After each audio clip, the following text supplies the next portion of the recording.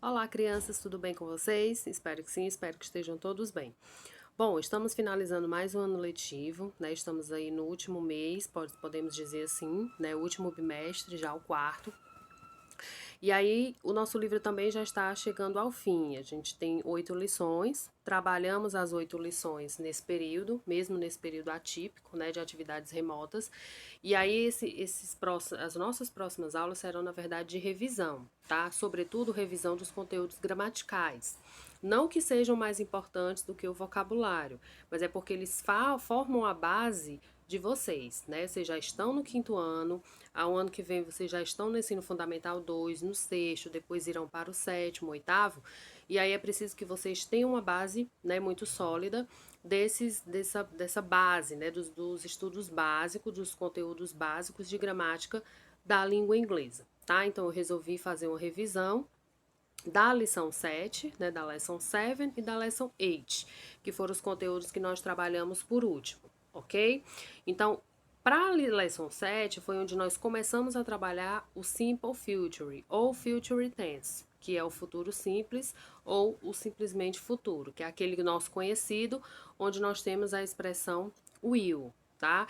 Sempre que vocês encontrarem essa expressão will em uma frase, a gente já sabe que a nossa frase trata-se de uma ação futura, de uma ação que ainda irá acontecer, tá?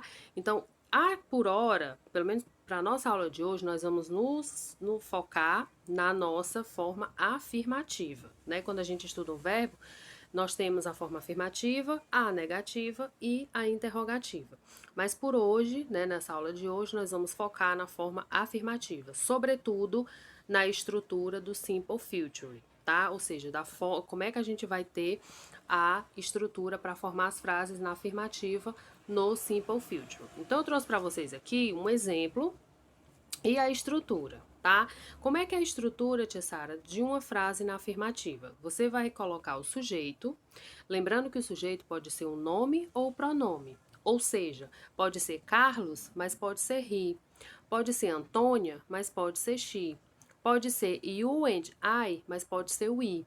Então, vocês têm que atentar para o uso do nome e para o uso do pronome, que eu trouxe também já aqui no slide, num dos próximos slides, para que vocês tenham um conhecimento, né, maior a respeito disso, tá? Então, o sujeito, que pode ser o nome, pode ser um pronome, seguido da expressão will, que é uma expressão fixa, e por fim o verbo. Claro que pode ter algo depois disso, pode, né? Muitas vezes até vai ter. Só que o que a gente precisa entender é essa estrutura: sujeito mais o will mais o verbo. Ok? E aí eu trouxe um exemplo para a gente entender de acordo com as setinhas, ó. O que é o meu sujeito? É a expressão I. A partícula will, que é fixa, e no caso play é o verbo. I will play basketball. Eu irei jogar ou eu jogarei basquete, basquetebol ou basquete simplesmente, tá? Então, pela estrutura fica mais fácil de vocês entenderem como é que eu construo a minha frase no simple future, no futuro simples, ok? Aqui eu trouxe, ó, para vocês entenderem a forma afirmativa, certo? Ó, I will sempre vai ser nesse sentido. Ó, lembrando que o will é o que traz aqui no balãozinho, ó. É uma expressão fixa. Então, sempre vai ser I will, you will, he will, she will, it will, we will, you will e they will. Depois disso, o que é que vai vir, Tia Sara? De acordo com o que a gente aprendeu, segue de quem? Segue do verbo, que nesse exemplo aqui é o verbo play, mas pode ser o verbo drink, pode ser o verbo eat, pode ser o verbo listen, pode ser o verbo wash, pode ser o verbo see, pode ser o verbo drink. Vários são os verbos que vocês podem usar para formar essa frase no simple future, no futuro simples. E para a gente recordar, para a gente lembrar, eu trouxe aqui, ó, os pronomes pessoais ou os personal pronouns, ok? Que são os pronomes que a gente tem que já saber, né? Bem claro na nossa mente para que a gente possa ver quando se trata principalmente da tradução. Então, só lembrando, I significa eu, you, tu ou você, he, ele, she, ela, it, ele, para animais e para objetos. Então, the doll, que é a boneca, The pen, a caneta.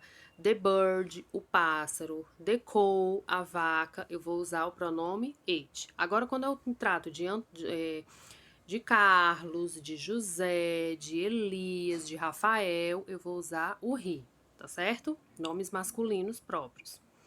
We, que significa nós, you, vós ou vocês, e o they, eles ou elas. They no masculino ou no feminino. Eu trouxe aqui só para vocês entenderem, né, uma revisão para formar de forma correta aqui as frases com o simple future, ok?